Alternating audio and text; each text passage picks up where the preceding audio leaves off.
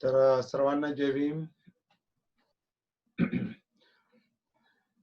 आजचं हे आपलं 30वं सत्र आहे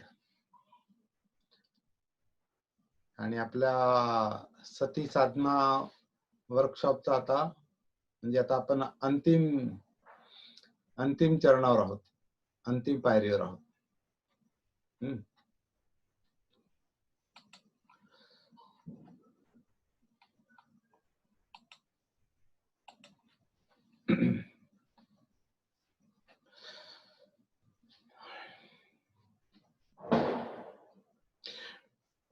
आज कुठून सुरुवात करायची हा एक मी जरा विचार करत होतो. काही लोकांचं असं एक म्हणणं होतं की बऱ्याच गोष्टी आता याच्यामध्ये रिपिटेशन चालू आहेत. बऱ्याच आपण तेच शब्द बोलतो आणि बऱ्याच गोष्टींचं रिपिटेशन चालू आहे. परंतु मी एक गोष्ट लक्षात आणून देतो की त्याच्यामध्ये प्रत्येक वेळेला नवीन गोष्टी ऍड होत आपण चालू आहे. रस्ता तोच आहे, चालणं तेच आहे, तोच रस्ता आहे, तेच चालणं आहे. परंतु त्याच्यात वेगळ्या पद्धतीने आपण काही गोष्टी पाहतोय, नवीन गोष्टी पाहतोय. आणि खरं म्हटलं तर तो श्वास आहे, ते शरीर आहे, त्याच वेदना आहेत, तेच चित्त आहे आणि तेच मनोधर्म, तेच विचार प्रक्रिया आहे. त्याच्यामुळं तेच शब्द येणारच. सती सती सती हा शब्द परत येणार. अनात्म सती म्हणजे जिथे मीच असं प्रत्यक्ष अस्तित्व नाही, मी ही धारणा आहे. आपल्याला असं वाटतं की असं आहे, असं होतं, मी श्वास घेतो, मी सोडतो असं वाटतं, पण प्रत्यक्षात तसं नाही. श्वास आपल्या इच्छेनुसार चालला नाही, कायातले कार्य आपल्या इच्छेनुसार चालली नाही, चित्त आपल्या इच्छेनुसार काम करत नाही, मनोधर्म म्हणजे विचार प्रक्रिया आपल्या इच्छेनुसार काम करत नाही. निसर्ग सर्व काही नैसर्गिक आहे. नाही, आपला जन्म जसा नैसर्गिक आहे तसं आपलं जीवन पण नैसर्गिक आहे आणि नैसर्गिक मृत्यूपर्यंत हे जीवन चालणार आहे. ते सगळं नैसर्गिक आहे. म्हणजे इथे अनात्म ज्याला म्हटलंय बुद्धांनी, त्याचा अर्थ हा आहे की आपल्या मनाला असं वाटतं, ज्याला सत्काय दृष्टी म्हटलेलं आहे, मी ही काया मी आहे, ही काया माझ्या म्हणण्याप्रमाणे चाललेली आहे, म्हणजे हे अस्तित्व, हे जीवन म्हणजे मी आहे. हा जो भ्रम आहे, ह्या भ्रमातून पहिलं मनाला बाहेर काढलं पाहिजे आणि ते समजून उमजून जागृतीपूर्वक, ते जागृतीमुळं, सतीमुळं ते लक्षात येतं की मी नावाचं असं जी धारणा आहे ती चुकीची आहे, ती मिथ्या दृष्टी आहे, ती चुकीची धारणा आहे. हे आपल्याला सतीच्या सरावानं लक्षात येतं. परंतु सवयीनं आपण परत तिथेच येतो आणि असं मन असं बिहेव करतं, असं वागतं जणू काय त्याच्या म्हणण्याप्रमाणे, त्याच्या इच्छेप्रमाणे सगळं चाललेलं आहे. परंतु प्रत्यक्षात तसं नाही. आणि उदाहरण म्हणून आपण पहिल्यापासून पाहत आलेलो आहे, आपलं शरीर हे अनापान करतं. आपण आपल्या इच्छेनुसार अनापान करत नाही. शरीर हे नैसर्गिकपणे आन करतं. पोटामध्ये, नाभीच्या पाठीमागे पोटाची जी हालचाल चाललेली आहे, छातीच्या पिंजऱ्याची जी हालचाल चाललेली आहे, ही हालचाल आनापान साठी चाललेली आहे. छातीची आणि पोटाची हालचाल ही कशासाठी चाललेली आहे? आनापान करण्यासाठी चाललेली आहे. ती हालचाल आहे, ते आकुंचन प्रसरण आहे. म्हणून शरीर श्वास आत घेतं, म्हणून शरीर श्वास बाहेर सोडतं. आनापान क्रिया शरीराच्या हालचालीवर अवलंबून आहे. आपल्या घेण्यावर आणि सोडण्यावर आनापान किंवा श्वास चालू नाही. श्वास हा शरीर नैसर्गिकपणे घेतं, नैसर्गिकपणे सोडतं. हे आपण परत लक्षात घेतोय. परंतु अजून काही लोकांच्या नीट लक्षात आलं नाही, तर ते लक्षात येईल अजूनही. कारण अजून आपल्याला हे जरी या सत्रांचा शेवट होत असला तरी आपल्याला पुन्हा याच्यानंतर बसायचंच आहे. त्यामुळे चिंता करू नये की हे सत्र 30 तारखेला संपतील असं नाही. आपल्याला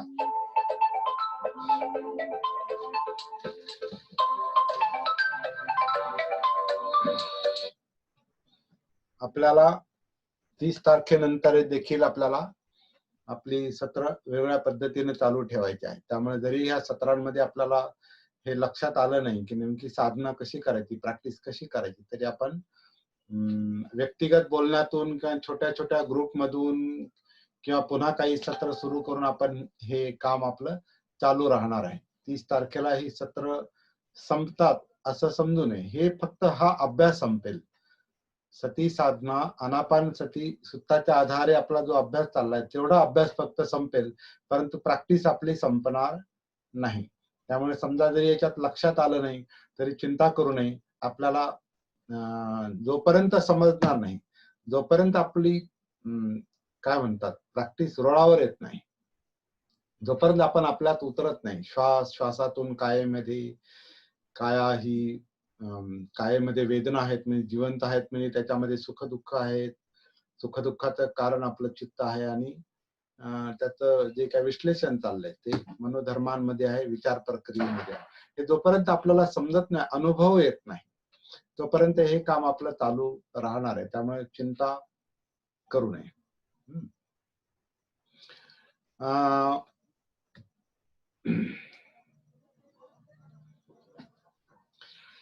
आणि मागची सत्र जरा पुन्हा थोडीशी ऐकावी. जरी कंटाळवाणी वाटली कधी कधी तरी त्याच्यात काही नवीन गोष्टी ज्या सांगितल्या त्या परत ऐकायच्या आहेत. आणि त्याच्यात देखील आपल्या अडचणींचं काही उत्तर आपल्याला त्याच्यामध्ये सापडणार आहे. त्याच्यामुळे ते परत ऐकण्याचा प्रयत्न करायचा आहे आणि साधना अधिकाधिक स्पष्ट समजून घेण्याचा प्रयत्न करायचा आहे. साधना स्पष्ट झाली की मग प्रॅक्टिस आपल्याला व्यवस्थित जमेल. आपण एक म्हण ऐकली असेल की व्यक्ती तितक्या प्रकृती. व्यक्ती तितक्या प्रकृती म्हणजे म्हणजे प्रत्येक माणसाचा स्वभाव वेगवेगळा असतो. प्रत्येक माणसाचा स्वभावच वेगवेगळा नसतो. प्रत्येक माणसाचं जीवन वेगवेगळं असतं. प्रत्येक माणसाचं जीवन वेगवेगळं असतं म्हणजे त्याचे संस्कार वेगवेगळे असतात. आणि संस्कार हे दुःखाचं मूळ आहे. सभ्य संखारा दुःखाती असं म्हटलेलं आहे ना, की संस्कार हे दुःखांचं मूळ आहे. संस्कार हे वेगवेगळे आहेत. त्यामुळे आपण सगळेजण समजा आता या ठिकाणी 18 लोक आपण उपस्थित आहोत, तर 18 लोक म्हणजे 18 मानसिकता आहेत, 18 जीवन आहेत, 18 जगण्याच्या पद्धती आहेत, 18 प्रकारचे संस्कार आहेत. आणि संस्कार म्हणजे संस्कार सुद्धा नित्य नाही, स्थिर नाही, ती गती आहे. पण आपण 18 प्रकारचे 18 प्रवृत्तीचे लोक आहोत. त्याच्यामुळे मार्ग जरी एकच असला तर प्रत्येकाच्या अडचणी वेगवेगळ्या आहेत. आणि आपण जागृतीपूर्वक आपल्या अडचणी समजून घ्यायच्या आहेत आणि स्वतःच समजून घ्यायच्या आहेत. आपल्या अडचणी आपण स्वतःच समजून घ्यायच्या आहेत. आपल्या अडचणी दुसरा कोणी आपल्याला समजावून सांगू शकणार नाही.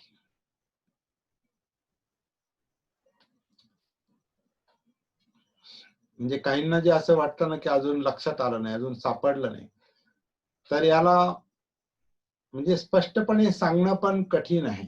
आपण फक्त इथे काय करतो, मार्ग समजून घेतो, म्हणजे जीवन समजून घेतो. आपण कसं त्याचं सर्वसाधारण स्वरूप कसं आहे हे आपण समजून घेतो. परंतु हा मार्ग चालण्याचं काम, हे जीवन समजून घेण्याचं काम हे ज्याचं त्याला करावं लागतं. आपलं जीवन दुसरं कोणी समजावून सांगू शकत नाही. प्रत्यक्ष बुद्धांनी देखील असं म्हटलेलं आहे की मी मार्गदाता आहे, म्हणजे मी फक्त मार्ग दाखवू शकतो, हा धम्म मार्ग दाखवू शकतो, ह्याच्यावर कसं चालायचं आणि तुम्ही तुमचे प्रश्न कसे सोडवायचे हे मी सांगू शकत नाही, असं तथागतांनी वारंवार बजावलेलं आहे, सांगितलेलं आहे, समजावून सांगितलेलं आहे. मी फक्त मार्गदाता आहे, म्हणजे फक्त मी पॉइंट आउट करणार. तसे ही सूत्र जे आहे हे आपल्या दृष्टीने एक मार्गदर्शक आहे आणि तो मार्ग फक्त आपण समजावून घ्यायचा आहे आणि तो आपल्या तो मार्ग नीट समजावून घेऊन त्याच्या प्रमाणे चालायचं कसं हे आपल्याला स्वतः धडपड करत, प्रयत्न करत शिकायचं आहे, हे आपण लक्षात घेऊ. आणि त्याच्यात काय अडचणी येत असतील तर त्याच्यासाठी आपण कम्युनिकेशन करू, आपण त्याच्यावर चर्चा करू शकतो, संपर्क साधू शकतो. जसं आपण माग असं म्हटलेलं आहे की लहान बाळ जे आहे, लहान मूल जे आहे ते स्वतःच पालथं पडतं, स्वतःच बसायला लागतं, स्वतःच उठायला लागतं, स्वतःच ते पावलं टाकायला लागतं, स्वतःच चालायला लागतं, स्वतःच पळायला लागतं, स्वतःच धावायला लागतं. तशी ही साधना करण्याची पद्धत आहे, हे आपण लक्षात घेऊया. इथं आपल्याला बोटाला धरून कुणी चालू शकत नाही. इथं आपल्याला स्वतःच श्वासाच्या आधारे आपल्यामध्ये जागृतीपूर्वक उतरायचं आहे, सतीपूर्वक उतरायचं आहे, आत्मभान ठेवायचं आहे. आपलं काम एवढंच आहे. आणि ते कसं करायचंय काम हे फक्त या सुत्ताच्या नुसार आपण पाहण्याचा प्रयत्न केलेला आहे आतापर्यंत.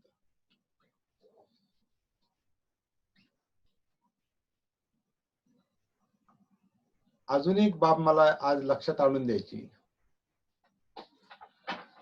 आणि ती ही आहे की उदाहरणार्थ आनापान जे आहे, श्वासोच्छ्वास, आनापान ही काया करते, आपलं शरीर करतं, त्याच्यासाठी शरीरामध्ये हालचाली चालू आहेत,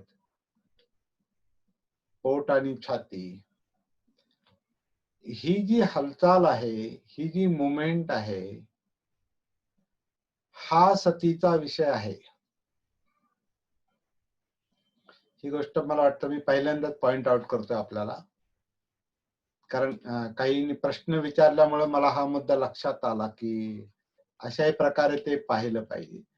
आपण आनापान सती करतो, म्हणजे आनापानचं भान ठेवतो, म्हणजे त्यातल्या हवेचं भान ठेवत नाही, हे लक्षात घेऊ आपण. आपण आनापानची हवा नाही पाहत, आपला शरीराची जी हालचाल आहे जी आनापान करते. कारण आपल्याला कायेमध्ये उतरायचं ना, सतीपट्टांमध्ये उतरायचंय म्हणजे आपल्याला, किंवा जीवनाच्या प्रवाहात उतरायचंय म्हणजे आधी कायेमध्ये उतरायचंय. आणि कायेमध्ये जर उतरायचंय तर कायेतल्या ज्या हालचाली आहेत, अंतस्थ आणि बहिस्थ, आतल्या आणि बाहेरच्या, हा सतीचा विषय आहे आधी सुरुवातीला. ही गोष्ट आज आपण लक्षात घेऊ थोडी.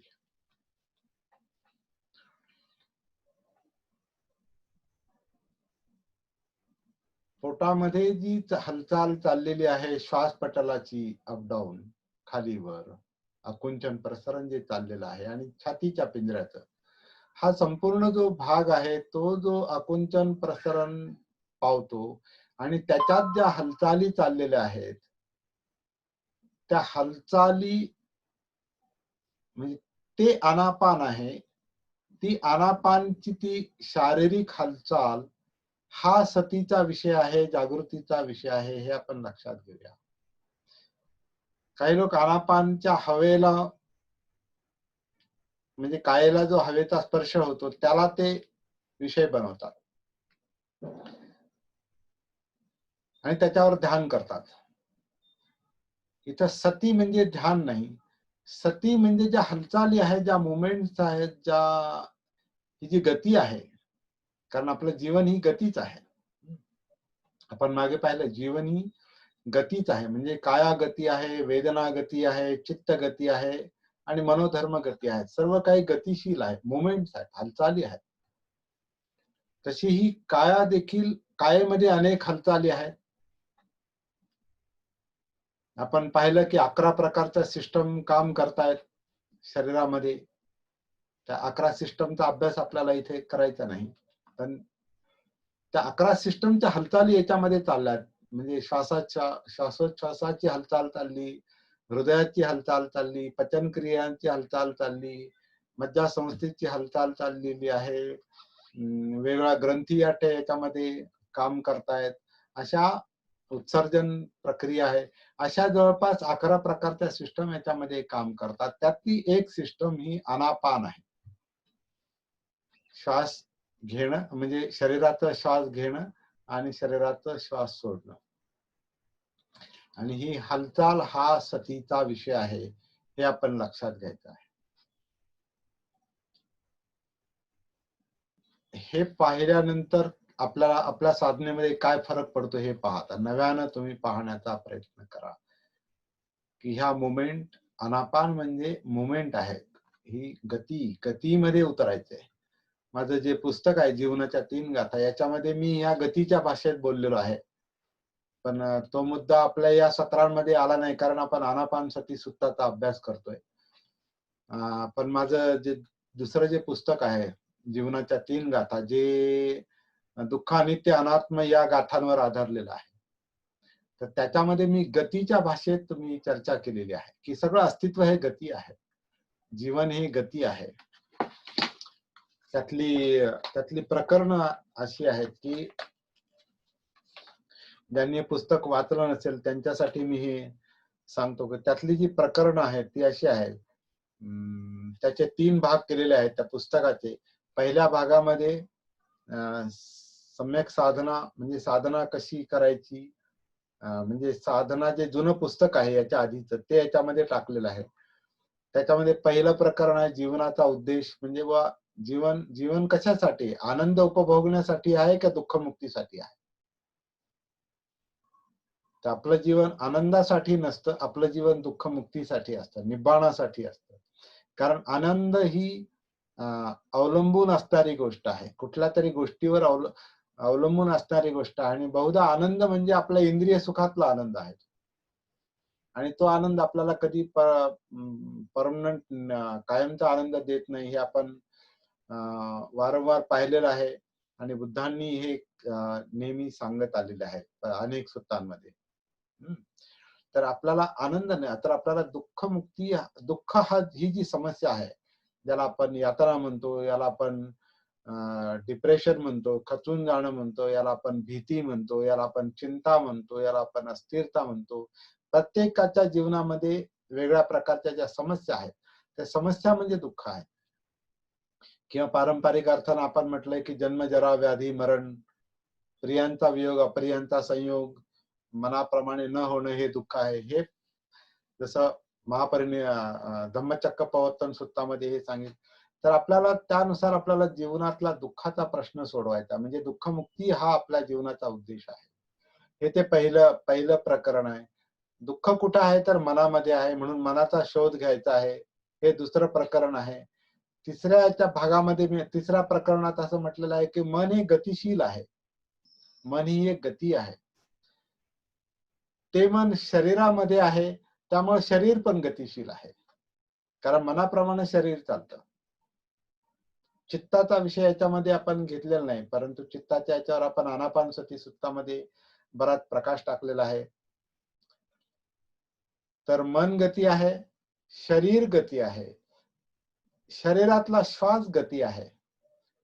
त्याच्यामुळे मी असं म्हटलेलं आहे, असा निष्कर्ष याच्यात काढलेला आहे की श्वास जर गतिशील आहे तर त्याची सती देखील गतिशील पाहिजे. आणि गती म्हणजे शरीरातल्या हालचाली.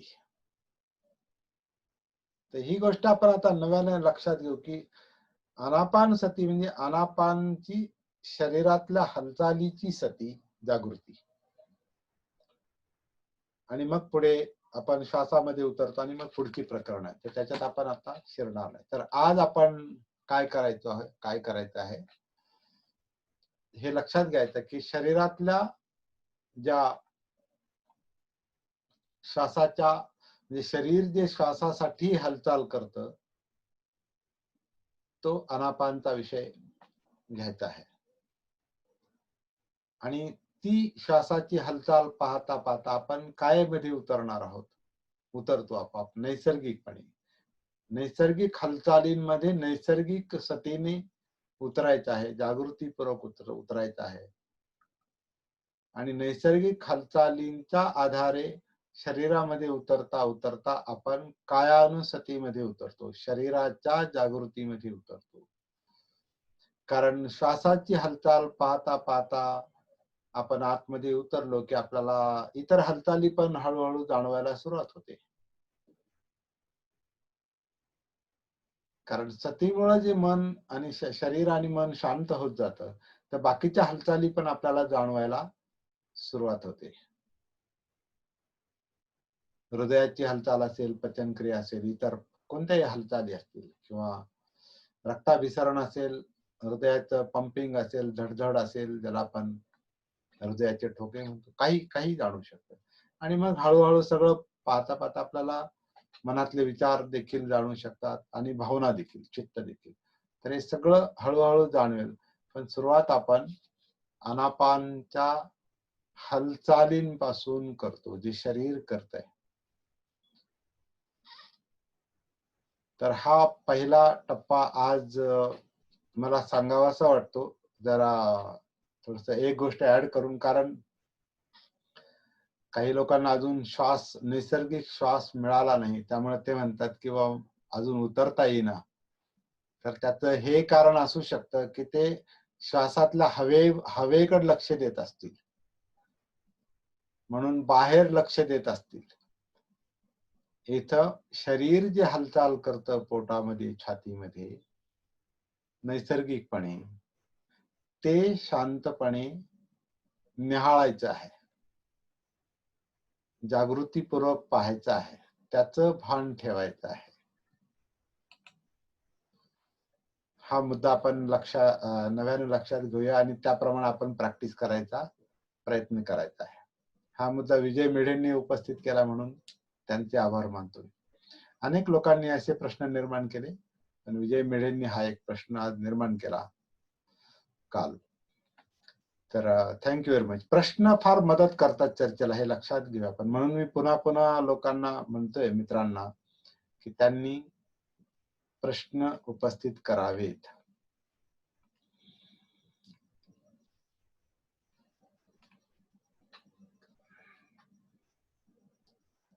कसं आहे की पुढच्या गोष्टी खूप बोलत राहिलो तर आपण पुढे जाऊ शकतो, पण प्रॅक्टिसने जर आपण मागे पडलो तर पुढच्या गोष्टी नुसत्या बोलण्यात काही पॉइंट नसतो, काही त्याला अर्थ नाही राहत. म्हणून मी आता परत परत मागे येतो, मागून पुढे जातो, परत मागे येतो, परत पुढे जातो. याला बुद्धांनी अनुलोम प्रतिलोम म्हटलेलं आहे. उलट सुलट पाहायचं. सगळ्या साधना, कोणत्याही धम्माचा अभ्यास करायचा असेल तर तो उलट अभ्यास करायचा, सुलट अभ्यास करायचा. अभ्यास सुलट असतो, प्रॅक्टिस उलट असते. हे नेहमी लक्षात घ्या. प्रॅक्टिस उलट का असते, तर आधी उद्देश येतो, कशासाठी करायचं. जसं उदाहरणार्थ अष्टांग मार्ग आहे. आर्य अष्टांग मार्ग काय सांगतो? सम्यक दृष्टी आहे, सम्यक संकल्प आहे, सम्यक वाचा, सम्यक कर्मांत, सम्यक आजीविका, सम्यक व्यायाम, सम्यक सती, सम्यक समाधी. समाधी म्हणजे चित्ताचं मनाचं एकीकरण, म्हणजे विचलन थांबलंय, म्हणजे मन समाधीमध्ये आलं. आणि समाधीमध्ये कोणतं मन असतं? जे दुःखमुक्त असतं ते समाधीत असेल. ज्याच्यात दुःख आहे, ज्याच्यात यातना आहे, त्याच्यात विचलन आहे. विचलन आहे म्हणजे समाधी नाही. म्हणजे आपल्याला जे पाहिजे ते सम्यक समाधी पाहिजे, म्हणून ते अंग शेवटी येत आहे, तो परिणाम आहे. परंतु उद्देश म्हणून तो पहिला आहे, ध्येय म्हणून ते पहिलं काम येतं. आणि ते आपल्याला आधीच सम्यक दृष्टीमध्ये आलं पाहिजे, समजलं पाहिजे, म्हणून सम्यक दृष्टी आधी येते. म्हणजे साध्य आणि साधकाची सम्यक दृष्टी. आणि मग तिकडे जाण्यासाठी मध्ये केलेला प्रयत्न ते अष्टांग मार्ग तो पूर्ण होतो. मला समाधी साध्य करायची, मला मनातलं दुःख दूर करायचे, दुःखमुक्ती निब्बाण प्राप्त करायची, समाधी प्राप्त करायची. आता समाधी पण आपण नव्यानं समजून घेऊया. समाधी जे पारंपरिक याच्यातून पाहत आलेलो आपण, ती समाधी नाही. बुद्धानी चित्ताची जी एकाग्रता आहे, चित्ताचं जे एकत्रीकरण आहे, समाहित होणं आहे, म्हणजे विचलन कमी होणे, हा मुख्य उद्देश आहे जीवनाचा. कारण माणसाला जीवनात दुःख नको असतं. म्हणजे निब्बाण पाहिजे, म्हणजे समाधी पाहिजे. आणि तो उद्देश बनवावा लागतो. आणि तो उद्देश बनवला की त्याचा संकल्प करावा लागतो. म्हणून दुसरं अंग संकल्पाचं येतं. मग तेच आपल्या विचार प्रक्रियेमध्ये आणि बोलण्यामध्ये, म्हणजे आजच्या आधुनिक काळामध्ये, वाचनामध्ये, चर्चेमध्ये त्याच गोष्टी आपण करत राहिलं पाहिजे. बुद्धांनी तर त्यांच्या शिष्यांना तर असा उपदेश केला एका ठिकाणी की म्हणे भिक्खून, तुम्हाला तुमच्या आयुष्यामध्ये दोनच कामं केली पाहिजे. एक तर तुम्ही धम्मचर्चा केली पाहिजे किंवा मग मौन राखलं पाहिजे. पण आता आपण व्यवहारामध्ये जगतो, त्यामुळे आपण मौनही पूर्ण राखू शकत नाही आणि पूर्ण धम्मचर्चा पण करू शकत नाही. आपलं मधलंच आपलं जे जीवन असते मध्ये हेलकावे खाणार असतं. आणि म्हणून आपल्याला एवढे श्रम करतात ही सोपी गोष्ट समजून घेण्यासाठी. बुद्धांनी फार सोपी गोष्ट सांगितलेली आहे. करायला जरी अवघड असली तरी समजायला सोपी आहे, कुणालाही समजते ती, थोडीसा बुद्धी चालवली तर त्याच्यामुळे तिसरं अंग सम्यक वाचा येतं, त्याच्यानंतर प्रयत्न, त्याच्यानंतर कृती येते म्हणजे कर्मांत, त्याच्यानंतर आपली जीवनशैली व्यवस्थित बनवणे म्हणजे आजीविका आहे. समाधीसाठी प्रयत्न करणे म्हणजे व्यायाम आहे. आणि समाधीसाठी जागृतीपूर्वक प्रयत्न करणे म्हणजे समासती आहे, म्हणजे सती आहे, समासती. तर अशा प्रकारे जो अष्टांग मार्ग आहे हा समजून घ्यायला जो सुलट आहे, प्रॅक्टिकली तो उलट आहे. अशा सगळ्या शिकवणी आहेत. तर हे आपण उलट सुलट, अनुलोम प्रतिलोम ही गोष्ट लक्षात घ्यायची आहे.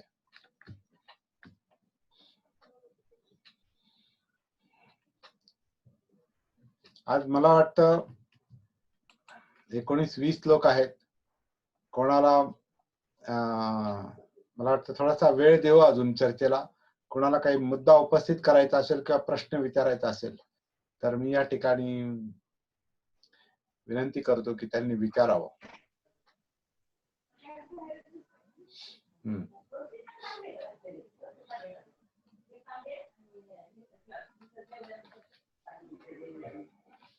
कोणाचा काही मुद्दा असेल तर आज आपण त्याच्यावर चर्चा करू.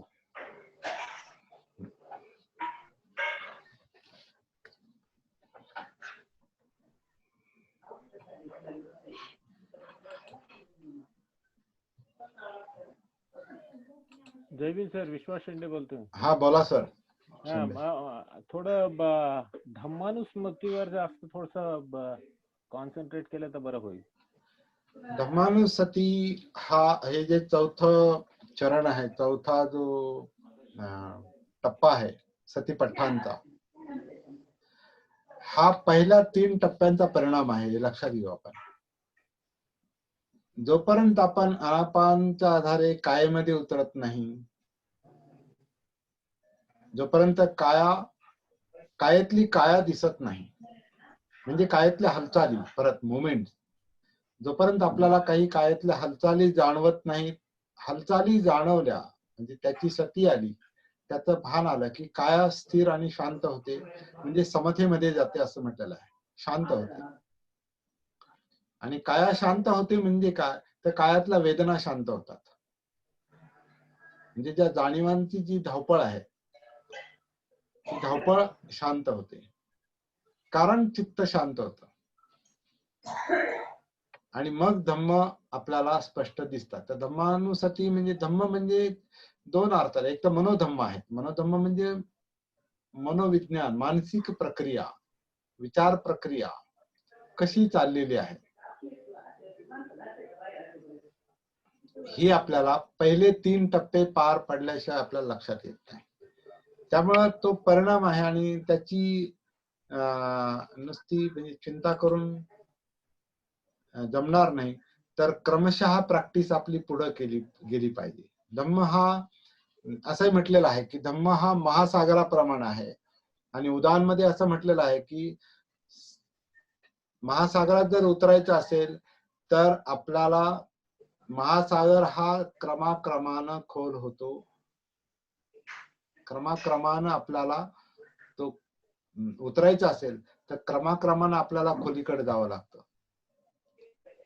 महासागर म्हणजे काही दरी नाही. महासागर हा क्रमाक्रमानं खोल जातो.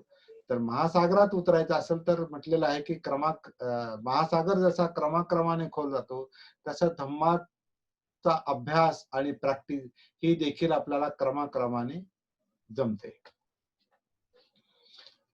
कुणी जर असं म्हणेल की मी एकदम त्याच्यामध्ये डुबकी मारेल आणि एकदम त्याच्यामध्ये बुडी मारील तर आणि पोहण्याचा जर आपल्याला हे नसेल, सराव नसेल क्रमाक्रमानं तर मग गटांगळा खाण्याची शक्यता आहे.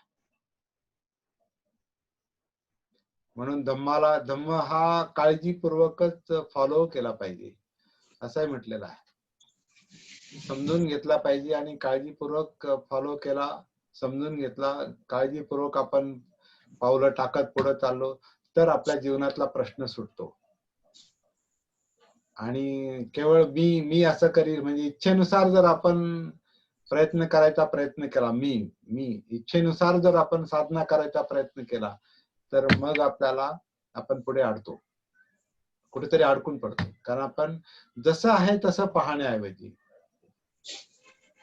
यथाभूत ज्ञान दर्शन, जसं आहे तसं पाहण्याऐवजी आपण आपल्याला जसं वाटतं तसं करायचा प्रयत्न करतो. तसं करण्याऐवजी अस्तित्व कसं आहे, त्याचं स्वरूप काय आहे हे जागृतीपूर्वक समजून घ्यायचं आहे आणि मग त्याच्यामध्ये उतरायचं. तर हा सुद्धा धम्मानुसतीचा हा पण एक भाग आहे. धम्म समजून घेणं ही धम्मानुसती आहे. एक तर विचार प्रक्रिया समजून घ्या किंवा मग निसर्गातला जो कार्यकारण भाव आहे तो पण धम्म आहे. धम्म मीन्स एव्हरीथिंग. धम्म म्हणजे ही फार व्यापक संज्ञा आहे. धम्म म्हणजे एक गोष्ट नाही, everything is Dhamma. Everything is Dhamma म्हणजे आपली जी इंद्रिय जी काय परसिव्ह करतात, इंद्रियांना जो बोध होतो, डोळे, कान, नाक, जीभ, त्वचा आणि मन यांना जो बोध होतो तो पण धम्म आहे. आणि जागृतीला जो आंतरिक बोध होतो तो पण धम्म आहे. ती सम्यक दृष्टी आहे, तो पण धम्म आहे. किंवा आपण त्याला सद्धम्म असं पण म्हणू शकतो. बाबासाहेबांनी जसा वेगळा शब्द वापरला धम्म. पण आधी प्रॅक्टिसने आपल्याला आतमध्ये उतरलं पाहिजे आणि अनुभव घेत पुढे गेलं पाहिजे. लॉजिकली नाही. लॉजिक फार पडतं. लॉजिक कुठे जाऊ शकतं. लॉजिक आहे आता मनात आलं चंद्राचा विचार केला तर आपण चंद्रावर जाऊ शकतो. लॉजिकली कल्पनेत आपण कुठेही जाऊ शकतो. मला रात्री स्वप्न पडलं की मी समुद्राच्या तळाशी पोहत गेलो आणि डोळे उघडल्यावर म्हटलं बिछाण्यात आहे मी. तर मन कुठेही घेऊन जाऊ शकतं. लॉजिक तर्क कुठेही नेऊ शकतो. म्हणून धम्माला अतक्क वचर असंही म्हटलेलं आहे की धम्म तर्काने समजत नाही, तो अनुभवाने समजतो, अनुभूतीने समजतो. आणि अनुभूतीसाठी सती पाहिजे, आत्मभान पाहिजे, जागृती पाहिजे. म्हणून आपण परत फिरून तिथंच येतो. सती हा सेंट्रल पॉइंट आहे, जागृती हा सेंट्रल पॉइंट आहे. बुद्धांना देखील आपण सम्यक संबुद्ध म्हणजे संपूर्ण जागृत म्हणतो. यामुळे ठीक आहे शेंडे सर.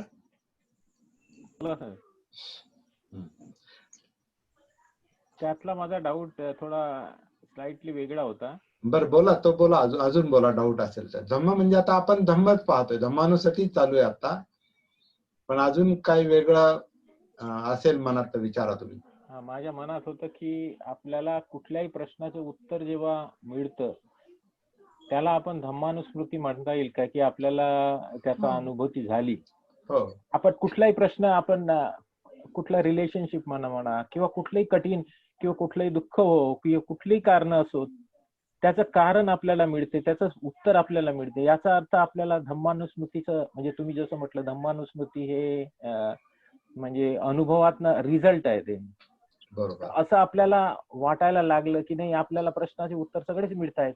याचा अर्थ होतो की आपल्याला धम्मानुस्मृती समजलेला आहे. अगदी बरोबर समजलाय आहे. असं आहे अगदी काय? बरोबर. असं मला कन्क्लूड केलं मी. बरोबर आहे. तो परिणाम आहे हा धम्मानुसतीचा परिणाम आहे की आपल्याला प्रश्न कळतो, त्याचं उत्तर पण सापडतं. हे तुम्ही परिणामाविषयी बोलले. आपण परिणामी मिळणारच आहेत, पण साधना व्यवस्थित झाली तर परिणाम मिळणार आहेत. तर साधना चुकली तर आपल्याला प्रश्नही कळत नाही आणि मग त्याचं उत्तरही सापडत नाही. तर तुमचं बरोबर आहे. पण आता तुम्ही जे म्हणताय की कुठलाही प्रश्न सुटतो, तर प्रश्नाचा अर्थ काय? प्रश्न याचा अर्थ ज्याच्यामुळे आपलं मन विचलित होतं त्याला प्रश्न म्हणतो आपण. प्रॉब्लेम म्हणजे काय? प्रश्न म्हणजे कोणताही प्रश्न असेल ज्याच्यामुळे आपल्या मनावर ताण येतो, की काही विचार सुरू होतात, वितर्क विचार. प्रश्न आणि उत्तरासाठी जी काही मनाची धाव, त्यासाठी विचार प्रक्रिया चालू आहे. वितर्क विचार त्यासाठी चालले, कारण प्रश्न पडतो उत्तर पाहिजे, प्रश्न पडतो उत्तर पाहिजे. काहीतरी अडचण आहे ना, अडचण सोडवायची, काहीतरी गरज आहे आणि गरज भागवायची, काहीतरी भीती आहे आणि त्यातून बाहेर यायचे. काही या सगळ्याला एकच शब्द वापरलाय बुद्धांनी, ते म्हणजे दुःख. ते म्हणजे दुःख, आणि ते दुःखातून बाहेर पडणं, त्या दुःखामध्ये तुम्ही कोणताही प्रश्न टाका, ते सगळं दुःखच आहे. म्हणजे शारीरिक प्रश्न म्हणजे दुःख आहे. प्रश्न म्हणजे दुःख आहे आणि दुःख म्हणजे प्रश्न आहे. प्रश्नामुळे दुःख आहे आणि दुःख मनामध्ये आहे आणि मनाचं आपल्याला भान नाही, म्हणून मनापर्यंत पोहोचलं पाहिजे. आणि मनापर्यंत पोहोचण्यासाठी आपल्याला शरीरामध्ये उतरलं पाहिजे, कारण मन हे शरीरामध्ये आहे आणि शरीरात उतरायचं असेल आनापानच्या आधारे आपण त्याच्यात उतरू शकतो. म्हणून आनापानसतीचा आधार घ्यावा लागतो. याचा अंतिम उद्देश जो आहे तो दुःखमुक्तीच आहे, परंतु त्या दुःखापर्यंत तो प्रश्न तर समजला पाहिजे. म्हणून आपण श्वासातून काया, कायातून वेदना, वेदनातून चित्त, चित्तातून मनोधर्म म्हणजे धम्मा, धम्मानुसती, मग धम्मविषय आणि मग सप्तबोध्यांग पुढे तो सुरू होतो. त्याच्यातून ऊर्जा मिळते म्हणजे वीर्य तिसरं अंग आहे. पहिलं सती म्हणजे सतीपठ्ठान आहे. दुसरं धम्म विचय म्हणजे हे धम्माचं आपण विश्लेषण चालू आहे, त्याला धम्मविचय म्हटलेलं आहे. याच्यातून जसं आपल्याला प्रश्न सुटत जातो तसं आपल्यामध्ये ऊर्जा निर्माण होते, तर ते तिसरं बोध्यांग आहे. त्याच्यातून आपल्याला अत्यानंद होतो, कारण प्रश्न सुटल्यावर आनंद मिळतो है ना, त्याला प्रीती म्हटलेलं आहे. प्रीतीतून जेव्हा प्रश्न सुटतो तेव्हा अत्यानंद होतो आणि तो आनंद शांत पण होतो, त्याला प्रसरब्धी म्हटलेलं आहे है ना. आणि प्रसरब्धीतून आपलं सती, धम्मविचय, वीर्य, प्रीती, प्रसरब्धी, आणि प्रसरब्धीतून आपलं जे मन आहे हे म्हणजे शांत झाल्यामुळं एकत्रित होतं, म्हणजे समाधीमध्ये येतं. परंतु ह्यातला मी जोपर्यंत कमी होत नाही, उपेक्षा म्हणजे काय, अनात्म बोध आहे. हे आपण करत नाही, हे मनाचं कार्य आहे. ते जेव्हा भानावर येतं, मन सतीमध्ये येतं, ते स्वतःच प्रश्न सोडवतं. म्हणून उपेक्षेनं ते पाहावं लागतं. हे मी आणि माझ्यामुळं, मी फार बुद्धिमान आहे, मला समजलं आणि मी काहीतरी आगळा वेगळा आहे, हा अहंकार जर असेल तर मग तो आत्मभाव असेल तर आपल्याला उपेक्षा अंग आपल्याला पूर्ण होत नाही आणि मग आपण तिथे ब्लॉक होतो. काही लोक समाधीमध्ये ब्लॉक होतात, बरेच लोक समाधीपर्यंत गेलेले आहेत. अनेक साधू संत पुरुष काय म्हणतात ज्यांना महात्मे, हे समाधीपर्यंत जातात, समाधीच्या काही अंगांपर्यंत जातात, परंतु पुढे जाऊन ब्लॉक होतात, पुढे जाऊन अडकतात. का? तर त्याच्यातून बाहेर येता येत नाही, कारण समाधी मिळाली का मग तो मला मी असा आहे, मला काही वेगळी प्राप्ती झाली, आणि मग तो लोकांना, अज्ञानी लोकांना तो काय म्हणणार, त्याच्या आधारे दडपण्याचा प्रयत्न करतो. आपण काहीतरी वेगळे पुरुष आहोत, महापुरुष आहोत, आपल्याला काहीतरी वेगळी प्राप्ती झालेली आहे किंवा देव भेटलेला आहे. जे काय आहे ते आपल्याला आता माहिती आहे. काहीतरी मला भेटले आणि मग तुम्हाला जर पाहिजे असेल तर माझ्याकडे या, मग मी असं करील तसं करील. मग आपल्याला सगळं आता आपल्याला त्याच्यात जास्त शिरायचं नाही, आपल्याला आपलं काम करायचंय. कोण चुकीचं करतं हा याचा विचार करत बसायची आपल्याला गरज नाही. योग्य काय आहे, बरोबर काय आहे, सम्यक काय आहे, हे जे बुद्धांनी आपल्याला सांगितले त्याच मार्गावर आपल्याला चालायचंय, आणि तोच मार्ग बाबासाहेबांनी देखील आपल्याला सांगितलेला आहे, तेच काम करायचं. कारण बाकीचे उपजॉब करत बसला तर आपल्याला वेळ पुरणार नाही. आणि आपण पाहतो की आपले काही लोक जास्त उपजॉब बाकीचा करतात, काय जे करायला नकोय ते जास्त करतो आपण, त्याची जास्त चर्चा करतो का जे वाईट आहे, चुकीचं आहे. ठीक आहे, चुकीचं समजलं चांगली गोष्ट आहे, पण बरोबर काय योग्य आहे त्याच्यावर लक्ष कधी देणार? बुद्ध धम्मावर लक्ष कधी देणार? ज्याच्यावर आपल्या आयुष्याचं ध्येय अवलंबून आहे ते काम कधी करणार? त्यामुळे आपली शक्ती योग्य ठिकाणी लावली पाहिजे. दुसरा प्रश्न विचारता येईल? हा, बोला बोला. अच्छा, दुसरा प्रश्न असा आहे की आपण सतीमधनं समाधीमध्ये येतो आपण जेव्हा शांतपणे बसतो, पण सती ही नेहमी चालू असतं. आपण कुठलं आता समाधीमध्ये नाही म्हणजे एक शांतपणे नाही बसलं किंवा कुठलं कामात असलं तर आपण सतीमध्ये असलं पाहिजे. म्हणजे दोन प्रकारचे सतीमधनं साधनामध्ये, तेव्हा आपण जेव्हा व्यवहारात असतो तेव्हा फक्त सतीमध्ये असतो, सतीमध्ये राहू शकतो, पण साधनामध्ये येऊ शकत नाही. असं यावर तुम्हाला काय म्हणायचं? सतीमध्ये असतो पण साधनामध्ये येऊ शकत नाही. हा, म्हणजे आपण जसं व्यवहारात सती कशाला म्हणता तुम्ही? सती म्हणजे साधना म्हणजे साधना म्हणजे इथं सती साधना म्हणजे सती प्राप्त करण्यासाठी केलेली प्रॅक्टिस, त्याला सती साधना म्हणतात. एक्झॅक्टली. पण त्यानंतर आपण जेव्हा व्यवहारात आपण वावरतो तेव्हा साधनेमध्ये नाही येऊ शकत ना. आपण सती असू शकते, आपण जे कार्य करतो त्याची सती असू शकते. सती आणि साधना तुम्ही वेगळ्या केले मला वाटतं बहुतेक. आता मला एक सांगा, तुम्ही सती कशाची सती? सती म्हणजे आपण जे कार्य करतो, कुठलंही कार्य असो. आपण म्हणजे कोण? आपण म्हणजे कोण? आपण म्हणजे स्वतः जो आपण म्हणजे आपलं शरीर म्हणा किंवा आपलं मन म्हणा. म्हणजे आपण म्हणजे आपलं शरीर आणि मन. म्हणजे आपण जे करतोय ते काय करतोय, ऑब्झर्व करतोय. हा, बरोबर. आता त्याला पाहायचं आहे, ते टप्प्याटप्प्याने जाऊ आपण. हे शरीर आणि मनाची सती, बरोबर? राईट. आता शरीर आणि मनाची सती म्हणजे काय? तर या दोन्हींचं भान आहे, हे दोन्ही जागृत आहेत, अंतर्बाह्य.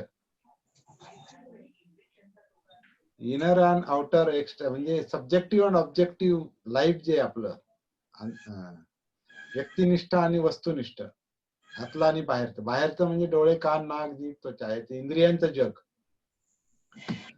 इंद्रियांचं जग म्हणजे बाहेरचं जग आपलं. कारण जे डोळे पाहतात, कान ऐकतात, नाक गंध घेतात, जीभ स्पर्श काय म्हणतात, जीभ चव घेते, आणि काया त्वचा स्पर्श करते, आणि त्याला धरून मनात चाललेले विचार. तर ही 5 इंद्रिय जी आहेत ती जगाशी कनेक्टेड आहेत, जग दाखवतात आपल्याला. आणि मन आपल्याला त्यात मन इंटरप्रिटेशन करतं, मनोधर्म. आणि हे सगळं शरीरात चाललेलं आहे.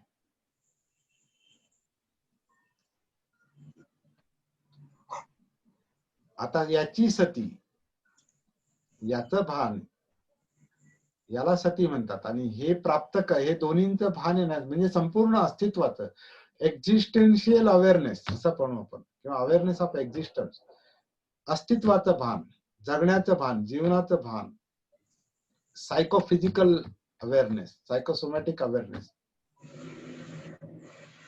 मनोकायिक जागृती. आणि ही संपूर्ण प्राप्त करण्यासाठी, जागृती येण्यासाठी आपल्याला प्रॅक्टिस करावी लागते. कारण ते हे इनर एक्झिस्टन्स आहे. आंतरिक अस्तित्व आहे आणि आंतरिक अस्तित्वासाठी आपल्याला आंतरिक अस्तित्वाला कोणतं इंद्रिय नाही. बाहेरचं जग पाहायला डोळे आहेत, आवाज ऐकायला कान आहे, गंध घ्यायला नाक आहे, चव घ्यायला जीभ जीभ आहे. आहे आणि त्वचा स्पर्शाचं काम करते. आतलं कसं पाहणार तुम्ही? आत डोकून पाहायला काय माध्यम आहे, काय कोणतं इंद्रिय आहे? मग त्याला सती हे एक इंद्रिय पण म्हटलेलं आहे बुद्धांनी. याला सतींद्रिय म्हटलेलं आहे. सती हे एक इंद्रिय आहे. सती हे डोळ्यासारखंच काम करते, परंतु हे आता ते डोळे नाहीत. पण सती हे भान आहे, ही जागृतीचं एक जागृतीचं लक्षण आहे ते मनाचं किंवा संपूर्ण अस्तित्वाचं. का ह्याच्यामध्ये कॉन्शियसनेस असल्यामुळे, ह्याच्यामध्ये जिवंतपणा, ह्याच्यामध्ये विज्ञान असल्यामुळे, विज्ञान म्हणजे जर आपण चित्त मन म्हणतो ते कॉन्शियसनेस, तर त्याचं एक लक्षण आहे अवेअर राहणं, अवेअर होणं, जागृत होणं. आणि ती साधना आपल्याला करायची असते. त्यामुळे तुमचं जे म्हणणं आहे, आपण सतीमध्ये राहतो पण साधना होत नाही, तर हे थोडं शब्द खूपच आपण लाईटली वापरले असं मला वाटतं थोडं, किंवा सतीचा मुद्दा पूर्ण लक्षात आला नाही. मग येईल हळूहळू. आणि तात्पुरतं कामामध्ये ध्यान देणं ही गोष्ट वेगळी आहे. ध्यान ही टेम्पररी गोष्ट आहे, लक्षात घ्या. मग आता समजा माझं बोलण्यावर ध्यान आहे, किंवा ऐकण्यावर ध्यान आहे, किंवा तुमच्याकडे कुठेतरी माझं ध्यान जातं. तुम्ही इथं दिसता, काही लोक दिसतात मला आता स्क्रीनवर, तर माझं कधी मागाडेंकडे लक्ष जाईल, कधी अरुण कसबेंकडे लक्ष जाईल, कधी विजय मेढेंकडे लक्ष जाईल, आणि कधी माझ्याकडे लक्ष जाईल, कारण मी पण स्क्रीनवर दिसतो. आणखीन काय असेल ते खाली लक्ष जाईल, पार्टिसिपंट किती आहेत, किती लोक आलेत, कोणी काय मेसेज पाठव, म्हणजे माझं तर एका वेळेला एका गोष्टीकडे माझं ध्यान जातं. पण या सगळ्याचं मला भान असेल तर मी त्याच्यात हरवून जात नाही, इकडे पाहिलं की तिकडेच, असं नाही होत. ते पूर्ण लक्ष तुमचं लक्ष सांगण्याकडे असतं. हा, तुमचं लक्ष पूर्णपणे सांगण्याकडे असतं. हा, म्हणजे त्याचं सगळ्यात एक सती आहे, ती भान आहे, आत्मभान आहे, की हे सगळं असताना माझं मन असं काही दिसलं का त्याच्या मागं गेलं नाही पाहिजे, काय ऐकलं म्हणून त्याच्या मागं नाही गेलं पाहिजे, किंवा विचलित नाही झालं पाहिजे. मागं जाणं म्हणजे विचलित होणं. किंवा मध्येच काय, आता समजा काही फटाकडा वाजला एखादा, तर माझं मन समजा काय फटाकडे वाजवतं म्हणून डिस्टर्ब झालं, तर मग माझं भान नाही, त्याला आत्मभान नाही, मला सतीमध्ये नाही मी, असं त्याचा अर्थ आहे. तर सती आपल्याला संयमित करते, संयम शिकवते. व्हेरी गुड क्वेश्चन शेंडे सर, चांगले प्रश्न होते. मागाडे सरांचा मुद्दा चांगला, बरोबर होता. Thank you very much. आपण उद्या बोलूया परत. हो, नक्कीच. हा, मागाडे सरांना पण फोन लावत होतो, मागाडेंना मी काल परवा लावत होतो, तुमचा फोन लागला नाही. हा, बरं, उद्या बोलू आपण. हो, चालेल, नक्की बोलू. तर 9:59 झालेत, 1 मिनिट आहे अजून. पण अजून कोणाचा काही असेल मुद्दा तर आपण 1-2 मिनिटं वाढवू पण शकतो. आज बरेच लोक अनुपस्थित आहेत असं मला वाटतंय. अनिल गायकवाड आहेत आज, नाही का? आता आलेत का?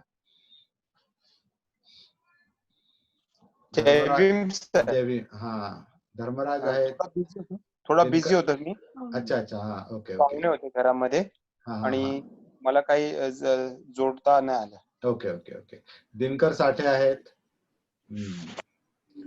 जयप्रिया आहेत आज, अरे वा, माया जाधव आहेत, आणि प्रतीक कसबे फार चांगले त्यांचे मुद्दे असतात, त्याच्यावर आपण नंतर बोलणार आहोत. प्रतीक कसबेंचे प्रश्न फार महत्वाचे असतात, म्हणजे ते प्रत्यक्ष मी त्यांच्याशी बोललो.